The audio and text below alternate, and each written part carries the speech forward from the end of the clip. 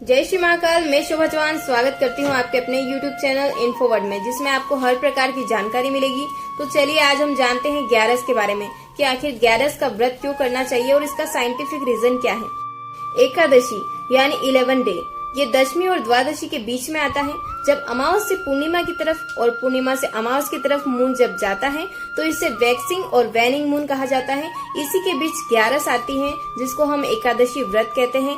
आखिर इसका व्रत क्यों करना चाहिए, इसका साइंटिफिक रीजन क्या है। इसका मतलब ये नहीं है कि एकादशी का व्रत है तो आपको सिर्फ भूखा ही रहना है। इसका एक्चुअली मीन जो होता है वो है कि आपके शरीर के अंदर जो 11 इंद्रियां होती है उनको कंट्रोल करके रखना है, जिनमें से 6 जो है वो ज्ञानेंद्रियां होती हैं, 5 कर्मेंद्रियां होती हैं और 1 होता है आपका मन, जो कि बहुत ही चंचल होता है और ये जो है इन सब चीजों को कंट्रोल करके रखता है। सेकेंड रीजन, हमारे शरीर के अंदर बहुत सारे डीएनए होते हैं, जिनमें से एक डीएनए होता है जंक डीएनए, जिसमें कोई भी इन्फॉर्मेशन नहीं होती है, लेकिन ये हमारे लिए बहुत मैटर करता है, स्पेशली एज के लिए। क्योंकि अगर ये जंक डीएनए जितनी मात्रा में टूटेगा हमारी एज जो है वो बहुत ही कम होती जाएगी। तो जितना जितना वो टूटता है हमारी एज उतनी ही कम होती जाती है। इसलिए जंक डीएनए को बनाए रखने के लिए हमको सात्विक भोजन करना होता है। तो एकादशी में तामसिक भोजन नहीं करें, सात्विक भोजन ही करें। तो इस तरह से ये 2 रीजन है जिससे हमको पता चलता है कि एकादशी का व्रत क्यों करना चाहिए, इसका साइंटिफिक रीजन क्या है। जय श्री कृष्णा, राधे राधे। तो आप भी एकादशी का व्रत जरूर करें। जय श्री महाकाल। मैं शोभा चौहान स्वागत करती हूँ आपके अपने YouTube चैनल इन्फोवर्ड में, जिसमें आपको हर प्रकार की जानकारी मिलेगी।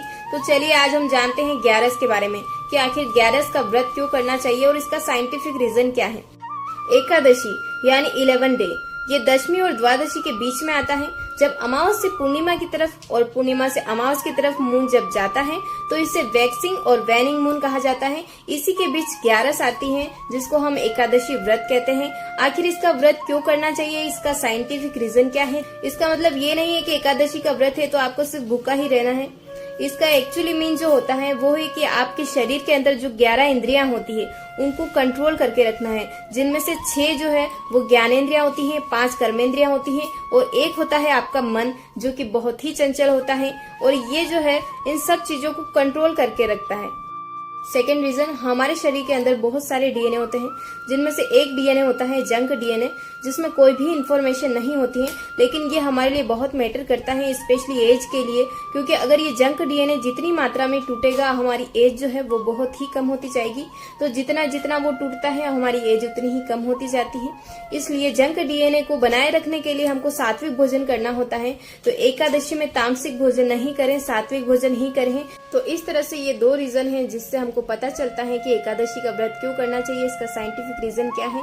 जय श्री कृष्णा, राधे राधे। तो आप भी एकादशी का व्रत जरूर करें।